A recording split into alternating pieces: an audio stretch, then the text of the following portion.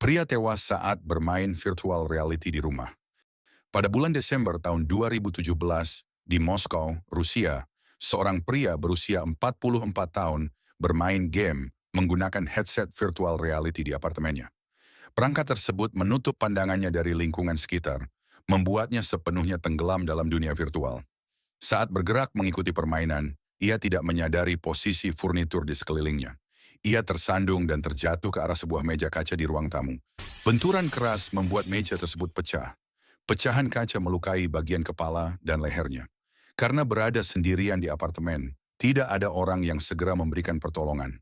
Pria tersebut meninggal dunia akibat kehabisan darah dari luka yang dideritanya. Pihak berwenang menyatakan kejadian ini sebagai kecelakaan domestik dan tidak menemukan unsur kriminal. Anak 12 tahun meninggal, keluarga soroti kebiasaan main game. Pada awal tahun 2022, di Kabupaten Subang, Jawa Barat, seorang anak laki-laki berusia 12 tahun dilarikan ke rumah sakit dalam kondisi kritis. Beberapa hari sebelumnya, keluarganya mulai menyadari ada perubahan pada kesehariannya. Anak itu sering bermain game di ponsel sampai larut malam.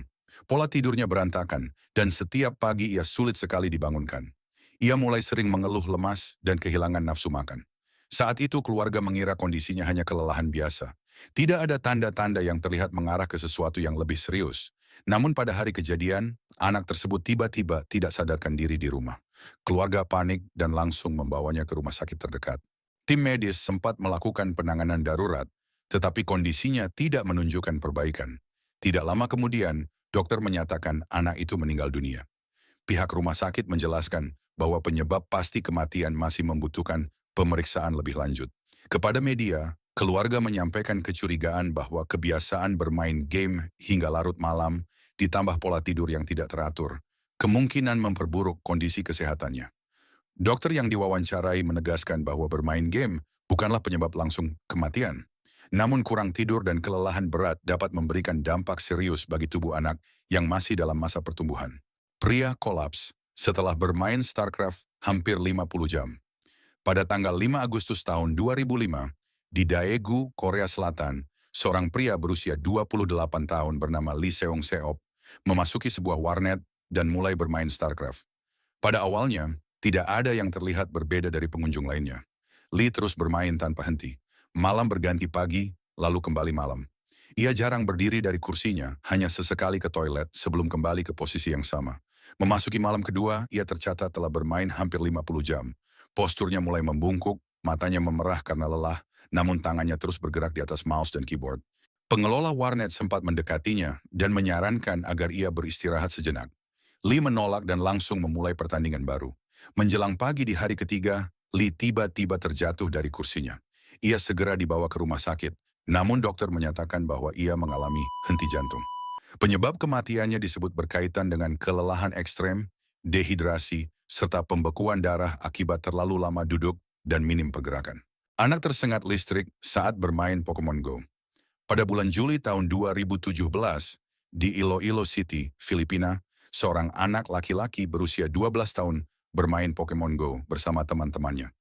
Mereka berjalan sambil terus menatap layar ponsel, mengikuti peta digital yang ditampilkan dalam permainan. Di sekitar area tersebut terdapat lokasi konstruksi dengan rangka logam dan kabel listrik yang masih aktif. Anak itu memanjat salah satu struktur logam sambil tetap fokus pada layar ponselnya.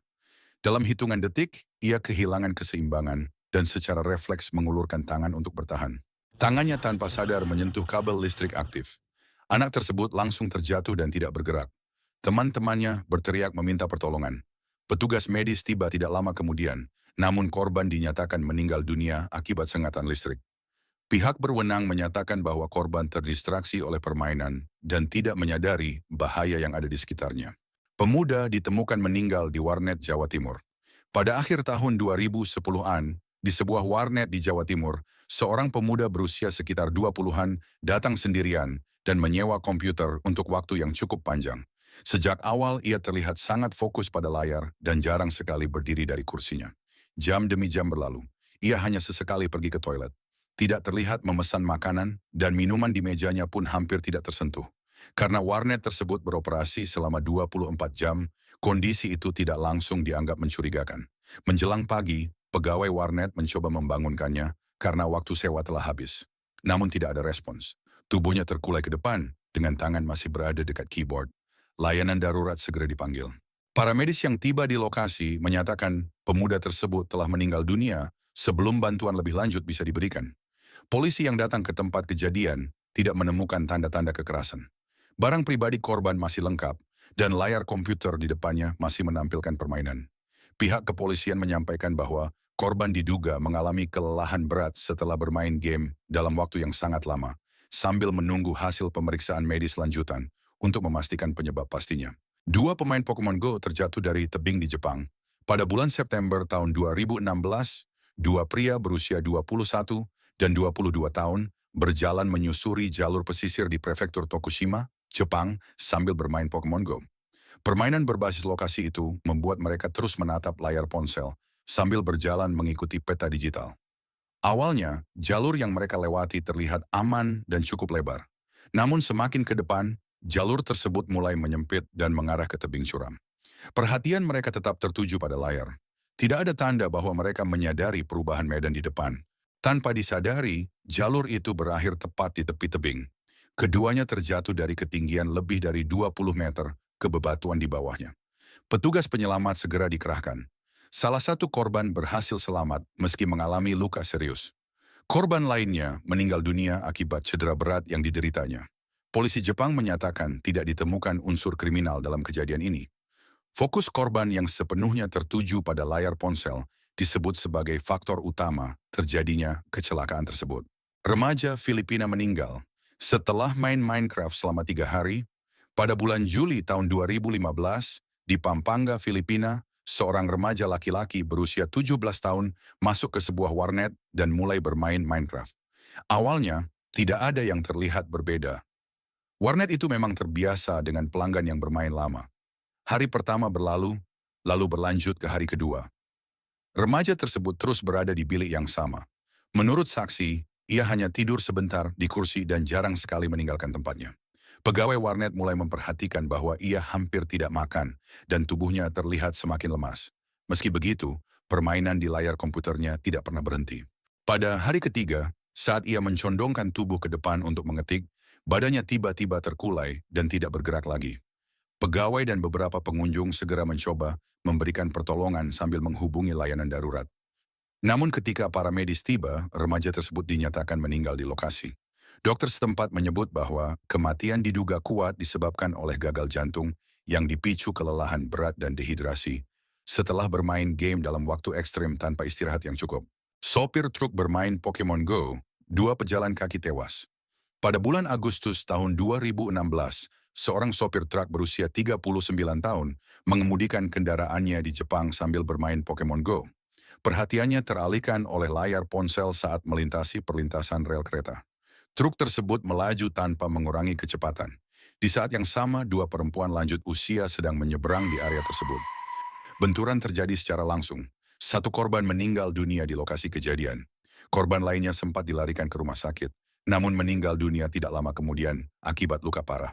Dalam pemeriksaan, sopir mengakui bahwa ia sedang bermain Pokemon Go saat mengemudi. Pihak berwenang menjeratnya dengan tuduhan mengemudi berbahaya yang mengakibatkan kematian. Pemain World of Warcraft tak bangun lagi di warnet. Pada pagi hari tanggal 1 Februari tahun 2007, di sebuah warnet di Guangzhou, China, seorang pria terlihat tertidur di depan komputer yang masih menyala. Karena warnet tersebut buka selama 24 jam, pemandangan seperti itu awalnya tidak menimbulkan kecurigaan. Namun menit demi menit berlalu tanpa adanya pergerakan. Posisi tubuhnya tidak berubah sama sekali. Pegawai warnet akhirnya mendekat dan mencoba membangunkannya, tetapi tidak ada respons. Ambulans segera dipanggil. Para medis yang datang menyatakan bahwa pria berusia 26 tahun itu telah meninggal dunia. Hasil penyelidikan menunjukkan bahwa korban telah bermain hampir 3 hari berturut-turut. Ia hanya berhenti sesekali untuk makan mie instan dan pergi ke toilet sebelum kembali ke kursi yang sama. Dokter menyatakan penyebab kematian adalah henti jantung yang dipicu oleh kelelahan ekstrim dan dehidrasi akibat bermain game tanpa jeda yang memadai. Laporan palsu game berujung kematian orang tak bersalah. Pada bulan Desember tahun 2017, di Wichita, Kansas, sebuah konflik dalam permainan Call of Duty berubah menjadi tragedi nyata. Pertengkaran yang terjadi secara online membuat seorang pemain meminta temannya melakukan swatting, yaitu membuat laporan palsu ke polisi.